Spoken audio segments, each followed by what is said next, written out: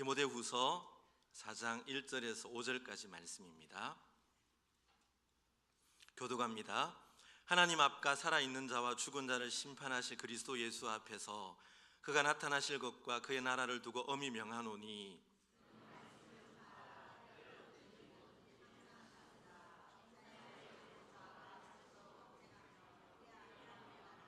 때가 이르리니 사람이 바른 교훈을 받지 아니하며 기가 가려워서 자기의 사욕을 따를 스승을 많이 두고 다 같이 그러나 너는 모든 일에 신중하여 고난을 받으며 전도자의 일을 하며 내 직무를 다하라. 아멘. 자, 우리 중고등부 친구들 제가 오늘 많이 볼 거예요. 신경 바짝 차리고 눈 크게 뜨고 예배드립니다. 알겠죠? 네. 알겠죠? 벌써부터 졸음이 오는 목소리예요. 2013년도에 한국 한목협이라는 목회자 협의회에서 우리 한국 기독교 성도들의 신앙 실태를 조사한 자료집이 발간이 되었습니다. 한국 기독교 분석 리포트라는 그런 제목으로 아주 두꺼운 자료집이 발간이 되었는데요. 거기 보면 한국교회 성도들이 전도를 얼마나 하는지에 대한 그런 통계가 있습니다. 지난 1년 동안 얼마나 전도한 경험이 있습니까? 라는 질문을 물었습니다. 1년 동안 전도해본 적이 있다, 한 번 이상 해본 적이 있다라는 그런 응답이 25.8%, 한 번도 전도해본 적이 없다라는 응답이 74.2%가 나왔습니다. 여러분들은 어느 쪽에 속하십니까? 이제 한 해가 다 끝이 나고 있는데 1년 동안 한 번이라도 전도를 해본 거기에 속하십니까? 아니면 한 번도 안 해본 거기에 속하십니까? 이에 비해서 한국교회 성도들 가운데 무려 96%가 이단의 전도를 받아보았다라는 그런 응답이 있습니다.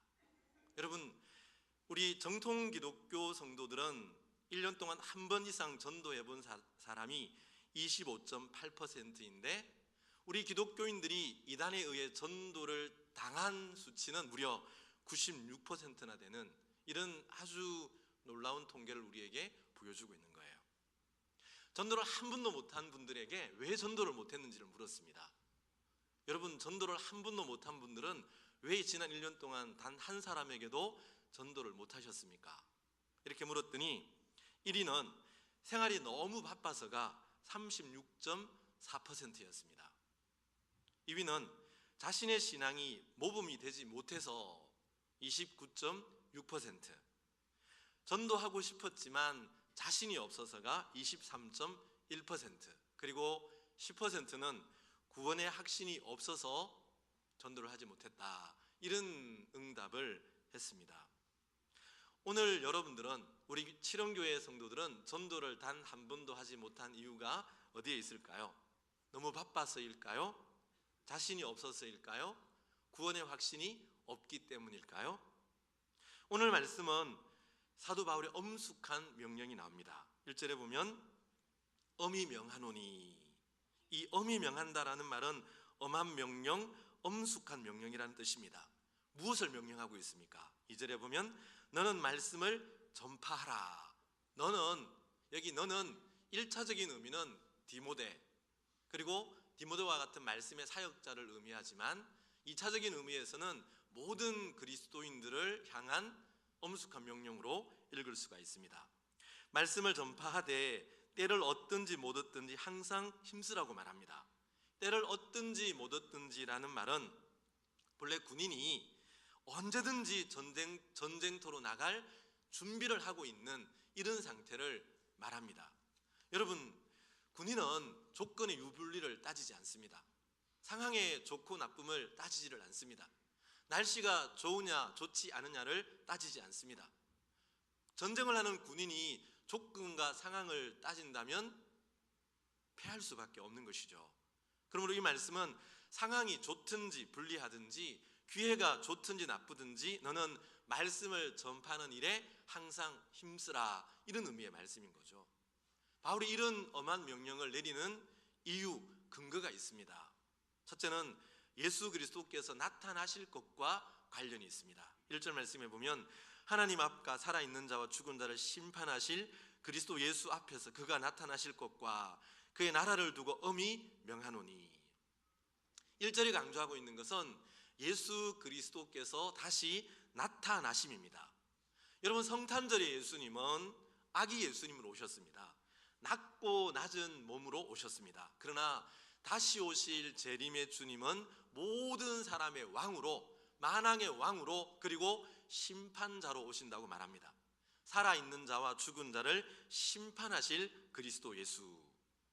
그때까지 살아있는 자, 그리고 그때까지 죽은 모든 자들이 예수 그리스도의 심판대 앞에 서서 주님의 판단을 받게 될 것이다.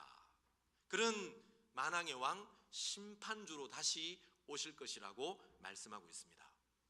여러분, 우리가 만약 이 마라나타의 주님을 정말로 믿는다면 우리가 그 주님의 오실 날을 바라보면서 우리가 해야 할 일이 무엇일까요? 그것은 바로 주님의 뜻, 주님의 말씀, 주님의 명령을 행하는 것 아니겠습니까? 그것이야말로 다시 오실 영광의 주님을 기쁘시게 하는 가장 위대한 일이 아니겠습니까? 그렇다면 예수 그리스도께서 승천하시기 직전에 제자들에게, 그리고 오늘 우리에게 주신 마지막 지상 명령이 무엇입니까? 마태복음 28장 19절에 보면 너희는 가서 모든 민족으로 제자를 삼으라. 마가복음 16장 15절에도 너희는 온 천하를 다니며 만민에게 복음을 전파하라. 사도행전 1장 8절 말씀에도 오직 성령이 너희에게 임하시면 너희가 권능을 받고 예루살렘과 온 유대와 사마리아와 땅까지 이르러 내 증인이 되리라 하시니라. 여러분, 이게 예수님이 하늘로 승천하시기 직전에 제자들에게 그리고 우리에게 주신 마지막 지상 대명령입니다. 그래서 어떤 분은 이 예수님의 명령을 걸어서 어명이다, 그렇게 설명을 합니다. 옛날 사극에 보면 어명이요라고 하며 사약을 내리면 그 사약 앞에서도 절을 하고 성은이 만극하옵니다 이렇게 인사를 하고 사약을 벌컥 마시고 피를 토하며 죽었잖아요. 뭐 진짜 그랬는지 아닌지는 모르겠지만 이 어명이 그만큼 지명하다는 거죠. 지엄하다는 거죠. 죽음을 내리는 그런 순간에도 그 어명은 받들고 순종해야 되는 이런 지엄한 명령이었다는 것입니다. 여러분, 우리가 전도하라는 명령을 어기는 것은 예수님의 어명을 어기는 거예요. 만왕의 왕이신 예수 그리스도의 명령에 불복종하는 죄를 범하게 되는 것입니다. 우리는 마라나타, 다시 오실 영광의 주님을 소망하며 기다리며 사모합니다. 살아있는 자와 죽은 자를 심판하실 주님 앞에서 여러분, 부끄럽지 않은 그런 모습으로 서야 되지 않습니까? 그렇다면 우리는 말씀을 전파라는 지엄한 명령을 나에게 주시는 명령으로 순종하고 받드는 삶을 살아가야 된다는 것입니다. 또 한 가지, 두 번째 이유는 때와 관련된 이유 때문입니다. 3절 말씀해 보시면 때가 이르리니 사람이 바른 교훈을 받지 아니하며 귀가 가려워서 자기의 사욕을 따를 스승을 많이 두고 또 그 길을 진리에서 돌이켜 허탄한 이야기를 따르리라. 이 3절 말씀은 본래 원어로 보면 가르라는, 왜냐하면이라는 단어로 시작하고 있습니다. 때를 얻든지 못 얻든지 말씀을 전파해야 하는 이유, 왜냐하면 바로 이와 같은 이유 때문이다, 이렇게 설명을 하고 있는 것입니다. 여러분, 때가 이르게 되는데요, 그 때의 특징이 뭡니까? 귀와 관련된 거예요. 그 때의 특징은 한마디로 귀가 가렵다는 것입니다. 귀가 가렵다는 것은 자기 마음에 듣고 싶은 얘기만 골라서 듣는다는 얘기예요. 예레미야 6장 10절 말씀에 보면 이런 말씀이 있습니다. 내가 누구에게 말하며 누구에게 경책하여 듣게 할꼬. 보라, 그 귀가 할례를 받지 못하였으므로 듣지 못하는도다. 보라, 여호와의 말씀을 그들이 자신들에게 욕으로 여기고 이를 즐겨하지 아니하니. 할례를 받지 않은 귀가 나오죠. 할례 받지 않은 귀와 오늘 본문에 나오는 귀가 간지럽다라는 말은 똑같은 의미입니다. 이들은 귀에 할례를 받지 않았기 때문에 하나님의 말씀, 진리의 말씀을 듣지 않습니다. 하나님 말씀을 오히려 욕으로 여긴다고 했습니다. 하나님의 말씀을 따르지 않고 그것을 싫어하고 허탄한 얘기를 따라간다는 거예요. 오늘 우리가 살고 있는 세태가 바로 이런 세태라는 거죠. 사람들은 진짜 복음을 듣기를 싫어합니다. 하나님의 말씀을 조롱합니다. 하나님의 말씀을 농담으로 여기는 거예요. 성경의 진리를 거부합니다. 성경의 진리를 말하면 여러분, 사람들이 오히려 편협하다고 비난을 하죠. 진리의 말씀을 버리고 자신의 욕망을 만족시켜줄 허탄한 우상들, 허탄한 이야기들, 허탄한 철학들을 따라가는 거예요. 길이요 진리요 생명 되시는 예수님은 거부하고 배척하고 자기 마음에 맞는 우상들을 따라갑니다. 우리나라에 자칭 하나님이 몇 명 있는 줄 아세요? 20명이나 있다고 합니다. 자칭 재림 예수라고 일컫는 자들이 무려 50명 있다고 합니다. 영적으로 혼미한 이런 세상이에요. 이런 사람을 꾸역꾸역 따라가는 사람이 있어요. 우리가 언론에서 보고 있지 않습니까?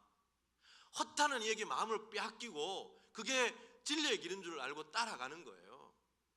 이런 때를 살아가고 있기 때문에 너는 말씀을 전파하고 전도자의 직무를 다하여야 한다, 이렇게 말씀하고 있는 거죠. 그래서 5절에 보면 그러나 너는 비록 이런 시대가 도래했지만 그러나 너는 모든 일에 신중하며 고난을 받으며 전도자의 일을 하며 내 직무를 다하라. 바로 전도자의 일을 하며 직무를 다하라. 이 다하라는 말은 성취하고 완수하라는 뜻이에요. 전도자의 직무를 완성하고 성취하라는 뜻이죠. 사람들이 허탄한 얘기를 따라가고 헛된 우상을 따라간다 할지라도 그러나 너 디모데는, 그러나 너는 복음을 전하고 말씀을 가르치는 그 직무를 너의 평생의 직무로 알고 살아가라, 이렇게 말씀하고 있는 것입니다. 여러분, 너는 말씀을 전파하라, 전도자의 일을 하며 내 직무를 다하라. 이것이 디모데를 향한, 그리고 오늘 우리를 향한 하나님의 지엄한 명령입니다. 그러면 이 전도자의 직무를 우리는 어떻게 감당해야 될까요? 오늘 본문은 몇 가지를 보여주고 있는데요. 때를 얻든지 못 얻든지 항상 힘쓰라. 이 힘쓰라는 말은 간절하고 열정적으로 그리고 집요하게 끈질기게 하라라는 뜻입니다. 열정을 가지고 말씀을 전파하라, 끈질기게 복음을 전하라, 이런 의미를 가지고 있는 거예요. 여러분, 말씀을 전파하라라고 할 때 이 전파라는 말은 여러분 흔히 동네에 있다 보면 스피커에 막 큰 소리 들리잖아요. 고등어 2마리가 1,000원, 이런 소리가 들리잖아요. 그 말에서 온 거예요. 장사꾼이 자기의 물건을 팔기 위해서 큰 소리로 자기의 상품을 자랑하듯이 그렇게 말씀을 큰 소리로 자랑하고 선포하고 드러내라, 이런 의미의 말씀이에요. 여러분, 십자군 중세 때 이런 얘기가 있는데요. 십자군으로 출전했던 영국의 귀족 중에 길버트 베케트라고 하는 청년이 있었습니다. 그런데 이 사람이 포로로 잡혀서 이제 사라센 왕국의 노예살이를 하게 됩니다. 그런데 그 노예 청년과 이 사라센 공주가 눈이 맞아 사랑에 빠진 거예요. 이것을 한 왕이 이 길버트를 영국으로 돌려보냅니다. 이 청년이 떠나가고 나자 공주의 마음에 상사병이 도진 거예요. 아무도 고칠 수 없는 상사병이 마음에 드니까 이 공주는 결국 자기 사랑하는 님을 찾아서 편지 한 장을 딱 남겨놓고 런던으로 온 거예요. 근데 이 공주가 아는 단어는 런던이라는 단어와 길버트라는 두 단어밖에 없은 거예요. 그래서 이 런던에 온 이 공주는 런던 거리를 돌아다니면서 길버트라는 이 이름을 외치며 돌아다닌 거예요. 사람들은 다 미친 여자라고 욕을 하죠. 그런데요, 어느 날 이 길버트의 하인이 런던에 왔다가 우연히 이 공주를 보게 된 거예요. 그리고 자기 주인의 스토리를 알고 있었던 이 하인이 이 공주를 자기 주인에게로 데리고 간 거예요. 감격적으로 서로 만나게 되었죠. 그 이후 어떻게 되었을까요? 두 사람이 결혼을 행복하게 살았대요. 근데 중요한 거는요, 이렇게 이 가정에서 태어난 토마스 베케트라는 사람이 바로 영국 국교회의 캔터버리 대주교를 지내는 그런 탁월한 인물이 나왔다고 합니다. 여러분, 이 여인은 단지 런던이라는 단어와 길버트라는 그 두 단어를 알고 런던으로 와서 길버트라는 이름을 외쳐서 자기의 목적을 성취한 거예요. 오늘 하나님께서는 말씀을 전파하라, 그렇게 말합니다. 오늘 우리가 정말 절박하게 열정적으로 간절하게 외쳐야 될 말씀이 무엇입니까? 예수 그리스도라는 두 글자 아닙니까? 갈보리의 십자가의 복음, 이것 아닙니까? 우리가 외쳐야 할 이름, 우리가 외쳐야 할 복음, 이것 외에 다른 무엇이 있습니까? 우리는 이것을 힘써서 열정적으로 긴급하게 외쳐야 되는 거예요. 왜 그렇습니까? 예수 그리스도만이 구원에 이르는 유일한 길이기 때문입니다. 누구든지 예수를 믿으면 하나님의 자녀가 되고 죄와 사망에서 구원을 받고 천국 백성이 되는 거예요. 여러분, 예수 그리스도라는 이 이름 속에 갈보리의 십자가의 복음이라는 여기에 영생과 영벌이 갈라지고 천국과 지옥이 갈라지게 되는 거예요. 그렇다면 여러분, 우리가 전하는 이 복음의 말씀이 한 사람의 영혼을 결정한다면 우리가 어떻게 잠잠할 수 있겠습니까? 이것을 믿고 확신한다면 말씀을 전파하라. 열정적으로 뜨겁게 간절하게 끈질기게 그렇게 말씀을 전해야 된다는 거예요. 그 다음 두 번째는 범사에 오래 참음으로 전파하라, 그렇게 말합니다. 범사에 오래 참음과 가르침으로 경책하며 경계하며 권하라. 여러분, 전도는 오래 참음이 필요한 거죠. 한 번, 두 번 교회 가자고 청한다고 교회 오면 얼마나 쉬울까요? 한 번, 두 번 신방에서 믿음의 사람으로 세워진다면 목회가 얼마나 쉬울까요? 물론 한두 번 건면해서 오는 사람도 있지만 대부분의 경우는 오랫동안 전도하고 뜸을 들이고 기도를 해야 비로소 교회를 나오는 거예요. 여러분, 교회를 나온다고 해서 쉽게 정착합니까? 많은 굴곡진 시간을 보내고 몇 년을 지나야 그때 이제 겨우 예수님을 알고 신앙의 뿌리를 내리게 되는 거예요. 전도자가 낙심하게 될 때가 언제입니까? 전도 열매가 맺히지 않을 때예요. 말씀의 사역자가 낙심이 될 때가 언제입니까? 정말 죽어라고 열심히 말씀을 연구해서 말씀을 외치고 가르치는데 그 말씀을 듣는 회중들이 변하지 않을 때 목회자는 낙심하게 되는 거죠. 오늘날 이렇게 낙심해 있는 전도자들, 낙심한 목회자들이 얼마나 많은지 몰라요. 그러나 여러분, 성경은 낙심하지 말고 범사에 오래 참음으로 이 일을 감당하라고 말씀하고 있습니다. 갈라디아 6장 9절에 보면 우리가 선을 행하되 낙심하지 말지니 포기하지 아니하면 때가 이르매 거두리라. 우리가 선을 행하되 낙심하지 말지니 포기하지 아니하면 때가 이르매 거두리라. 여러분, 우리의 책임은 말씀을 전파하는 겁니다. 목회자의 책임은 말씀을 말씀대로 가르치는 것입니다. 그러면 결과는 하나님이 책임져 주시는 거예요. 나의 책임은, 우리의 책임은 말씀을 전하고 전도를 하는 것이고, 열매가 맺히게 하고 구원의 일을 성취하게 하시는 것은 하나님께 주어진 일이라는 거죠. 그러므로 너는 낙심하지 말고 범사에 오래 참음으로 인내함으로 말씀을 전하고 복음을 전하라. 너의 직무를 감당하라. 그렇게 말씀하고 있는 거예요. 우리가 한 해를 이제 결산할 때가 되면, 내가 한 반을 맡아서 올해 초에 10명을 맡았는데, 여러분, 점점점 늘어나야 되는데 한 명, 두 명 빠지고 반으로 뚝 줄면 내가 교사로서의 그런 달란트가 있는 것인가, 내가 이 직무를 계속 감당해야 되는가, 이런 의심이, 낙심하는 마음이 들 수 있죠. 그러나 오늘 성경은 그러나 범사에 오래 참음으로 하나님의 때를 바라보면서 인내함으로 그 일을 감당하라고 말씀하고 있는 거예요. 더 나아가 오늘 본문은 경책하며 경계하며 권하라, 이렇게 말합니다. 이 경책하다는 말은 잘못을 책망한다는 뜻이에요. 졸고 있는 친구들 깨우라는 뜻이죠. 제가 설교를 하면 경책을 하지 않아서 여러분, 중고등학생들이 꾸벅꾸벅 조는데, 이 경책한다는 말은 잘못된 것을 책망하라는 뜻이에요. 경계하다는 것은 죄를 범하고 있는 사람들에게 돌이키라고 충고한다는 뜻이에요. 권한다는 말은 위로한다는 의미예요. 상처가 있는 사람, 슬픔이 있는 사람, 눈물의 골짜기를 걷고 있는 사람들에게 예수 그리스도의 이름으로 위로해주고 격려해주라. 여러분, 경책하고 경계하며 권하라는 말씀은, 여러분, 복음을 듣는 사람들의 삶의 상황이 다 다르니까 그 사람의 상황에 적합하게 말씀을 들고 가라는 그런 뜻이에요. 위로가 필요한 사람을 책망한다면 그 사람이 열매를 맺을 수 있겠습니까? 책망이 필요한 사람에게 위로만 해준다면 그 사람이 바른 길로 돌아올 수 있겠습니까? 복음은 동일하지만 복음을 전하는 방식은 다양해야 된다는 거죠. 상황에 맞게 그 사람의 상황에 적합하게 때로는 경계하며 때로는 경책하며 때로는 권하는 이런 가르침의 직무를 감당하라 이렇게 말씀하고 있는 거예요.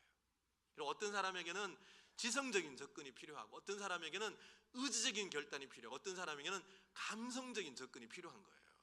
그래서 우리는 어떤 방법으로 이 사람에게 복음을 전할까? 그 사람을 잘 관찰하고 잘 들여다보면 때로는 경책하며 때로는 경계하며 때로는 위로함으로 하나님의 복음을 아름답게 전할 수가 있고 그럴 때가 되면 하나님께서 열매를 맺게 해주신다는 거죠. 그리고 세 번째로는 전도자는 삶으로서 말씀을 전하고 복음을 전해야 함을 교훈하고 있습니다. 5절 말씀해 보면 그러나 너는 모든 일에 신중하여 고난을 받으며 전도자 일을 하며 내 직무를 다하라. 여기 신중하다는 말은 근신하고 분별력을 가진다는 뜻입니다. 또 진리를 위해 고난을 각오하라 이렇게 말씀합니다. 여러분 전도를 해본 분들은 전도가 결코 쉬운 일이 아님을 알게 되죠. 전도를 해보면 전도에는 고난이 따른다는 것을 알 수 있습니다. 저희 교회도 목요일마다 저 칠원 사거리에서 차전도를 하고 있지 않습니까? 물론 뭐 차도 주고 물치도 주니까 대부분 받아가지만 여러분 때로는 멸시하고 경멸하고 무시하고 때로는 적대적으로 대하는 사람들도 종종 있는 거예요. 여러분 그럴 때 우리가 그 사람과 동일하게 화를 내고 그 사람과 싸움을 벌인다면 어떻습니까? 우리의 마음은 시원할지 몰라도 한 영혼의 열매를 망치게 되는 거죠. 그러므로 전도의 일을 할 때 고난을 받으며 고난을 받을지라도 오래 참음으로 그 직무를 감당하라 이렇게 권면하고 있는 것입니다. 여러분 우리가 복음을 전할 때는 우리의 입술로 전하는 거 굉장히 중요합니다. 그러나 그보다 더 중요한 것은 복음을 전하는 우리의 태도와 마음 자세와 삶이에요. 그래서 빌리 그레임 목사님은 전도는 기술이 아니라 삶이다 라는 말을 했습니다. 전도는 기술이 아니라 삶이다. 여러분 전도자가 성결한 삶을 잃어버리면 전도자의 직무는 끝장날 수밖에 없는 거예요. 목사가 성결한 삶을 잃어버리면 회중들의 존경을 잃어버리면 목회자의 직무는 끝나는 거예요. 우리도 마찬가지예요. 여러분 우리는 특별히 이 시골 지역이기 때문에 옆 사람과 다 이렇게 집안을 들여다보는 이런 관계를 살고 있지 않습니까? 내가 어떤 일을 하고 있는지 우리 집에 어떤 일이 일어났는지 다 아는 거예요. 그러니까 우리의 삶이 중요한 거예요. 우리의 가족들에게 우리의 친지들에게 우리의 친구들에게 우리의 이웃들에게 복음을 전하기 위해서는 우리의 삶이 정말 아름다운 그리스도의 향기를 드러내는 모델이 되는 삶이 될 수 있어야 된다는 거죠. 그럴 때 여러분 우리를 통해 복음의 제사장 역할을 감당하게 되고 축복의 통로가 될 수 있는 거예요. 사도행전 2장에 보면 예루살렘 교회가 확 부흥하는 이런 장면을 우리에게 들려주고 있지 않습니까? 사도행전 2장 47절에 보면 주께서 구원받는 사람을 날마다 더하게 하시니라. 주께서 구원받는 사람을 날마다 더하게 하시니라. 여러분 구원은 오늘 말씀처럼 주께서 주시는 거예요. 그런데 주께서 구원을 주시지만 교회 역할, 성도 역할도 굉장히 중요한 거예요. 여러분 그 말씀을 보면 예루살렘 교회가 어떤 일을 합니까? 사도의 가르침을 받는 일에 힘썼고 서로 교제하며 떡을 떼는 일에 힘썼고 기도하는 일에 힘썼다고 했어요. 그리고 이어지는 말씀에 보면 자기의 재산을 다 하나님 앞에 드려서 가난한 자들을 구제하였다. 사랑과 나눔을 행한 거예요. 그러니 모든 예루살렘 사람들이 예루살렘 교회를 칭찬하고 그 결과로 주께서 날마다 구원받는 이들을 더하게 하셨다 이렇게 말씀하고 있는 거예요. 여러분 교회가 천국의 그림자인커녕 목사와 성도들이 싸우고 집사와 집사들이 싸우고 분탕질을 한다면 누가 그 교회에 오겠습니까? 어떻게 복음을 증거할 수 있겠습니까? 칭찬 듣는 교회가 될 때, 좋은 소문 나는 교회가 될 때, 믿음과 소망과 사랑이 충만한 공동체가 될 때 주께서 그 교회를 통해 구원받는 무리의 수를 더해 주시는 거예요.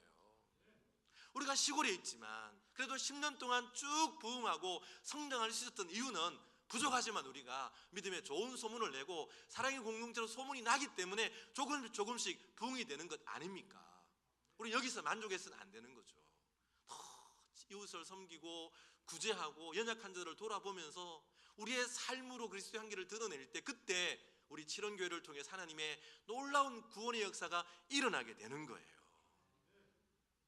여러분, 전도는 하나님의 지상 명령입니다. 하나님이 가장 기뻐하는 것 중에 하나예요. 하나님의 관심은 잃어버린 한 영혼이 주께로 돌아오는 것. 하나님의 관심은 너희 칠원교회가 얼마나 친밀한 교제를 하느냐, 이것도 관심이 있지만 너희 전도회가, 너희 기관이 얼마나 전도하는 일에 힘썼느냐, 여기에 하나님의 관심사가 있는 거예요. 그럼 오늘 여러분의 관심사는 무엇입니까?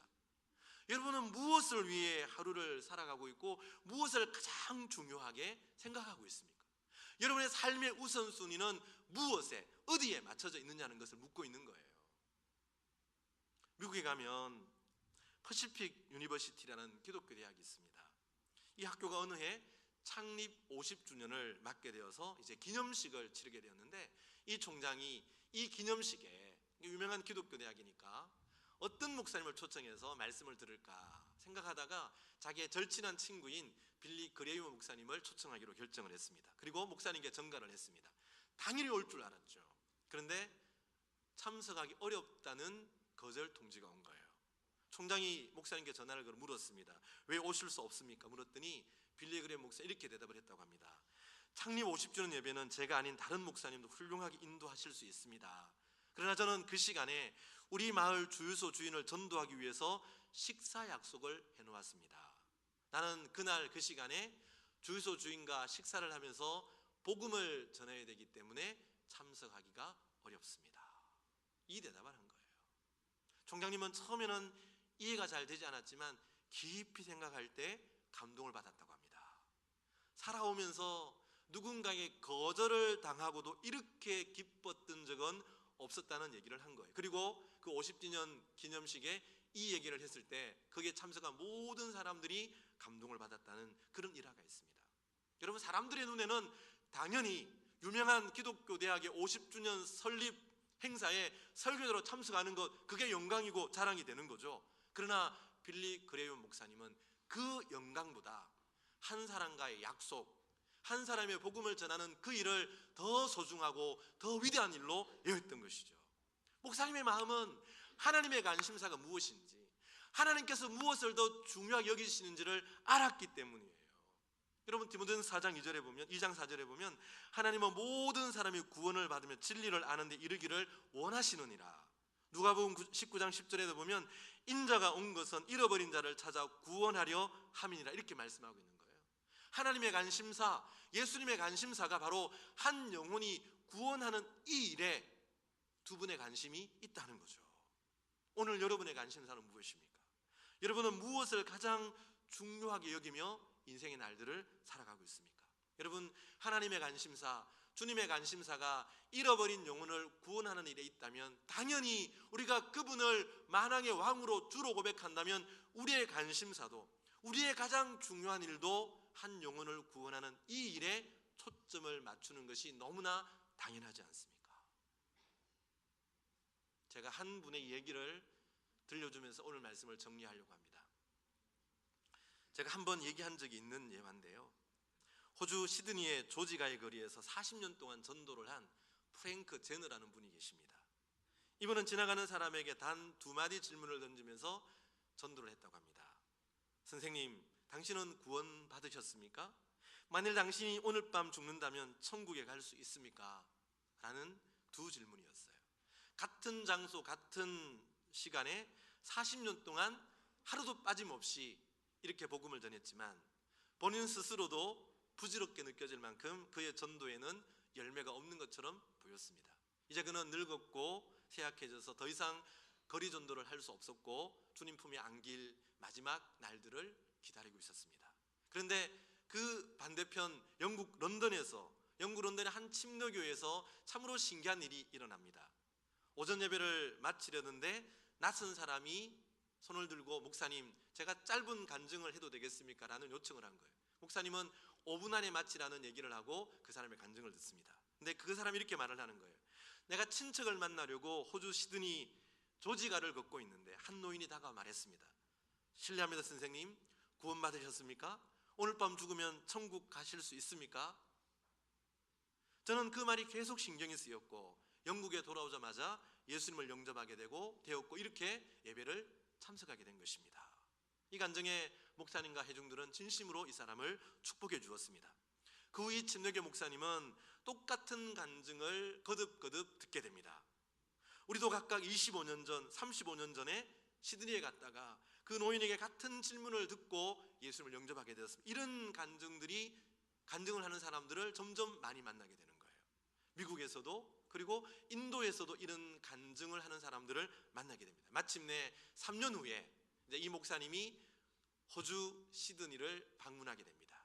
설교를 마치고 이 노인의 소식을 수소문해서 이 노인의 아파트를 찾아갔습니다.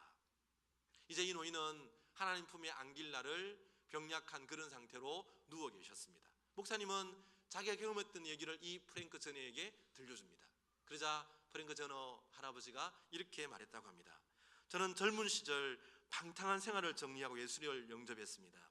구원의 은혜를 갖기 위해 하루 10명에게 전도할 것을 다짐했습니다. 그런데 저는 40년 동안 전도를 하였으나 열매가 없어 하나님 앞에 어떻게 설까 가슴 아파하고 있었는데 내가 전한 복음으로 기적 같은 일들이 일어났다고 하니 감사할 뿐입니다. 이 만남이 있은 지 2주 후에 프랭크 제너는 하나님 품에 안기게 됩니다. 그 후 이 침례교 목사님이 확인한 결과 이 노인에 의해 전도를 된 사람들이 무려 14만 6천 명이라는 그런 통계 숫자가 있습니다. 여러분 인터넷에 프랭크 제너라는 혹은 시드니 당신은 구원을 받았습니까? 라는 문구를 치면 이 이야기의 영상이 나옵니다. 한번 읽어보십시오. 여러분 다니엘서 12장 3절에 보면 많은 사람을 옳은 대로 돌아오게 한 자는 별과 같이 영원토록 빛나리라 그렇게 말씀하고 있습니다. 많은 사람을 옳은 대로 돌아오게 하는 일, 그게 무엇이겠습니까? 예수 그리스도의 복음을 전하는 것, 갈보리의 십자가 복음을 전하는 것, 이것이야말로 많은 사람을 옳은 대로 돌아오게 하는 일 아니겠습니까? 바로 그런 사람이 하나님께서는 별과 같이 영원토록 빛나리라 말씀하고 있는 것입니다. 프랭크 제너라는 이름, 이 땅에서는 무명의 이름이었습니다. 그러나 하늘나라에서는 영원토록 빛나는 하늘나라의 스타로 빛나고 있다는 것이죠. 사랑하는 성도 여러분, 너는 말씀을 전파하라, 전도자의 직무를 다하라, 이 말씀을 오늘 여러분을 향한, 나를 향한 하나님의 엄숙한 명령으로 받을 수 있기를 바랍니다. 이 말씀을 따라 때를 얻든지 못 얻든지 복음을 전하고 말씀을 전파하는 전도자의 직무를 잘 감당함으로 다시 오실 재림의 그 주님 앞에서 칭찬을 듣고 하늘나라에서 별과 같이 영원토록 빛나는 그런 빛나는 이름으로 살아가는 지론교회 모든 성도들 되시기를 주님의 이름으로 축원합니다. 아멘. 하나님 아버지 감사합니다.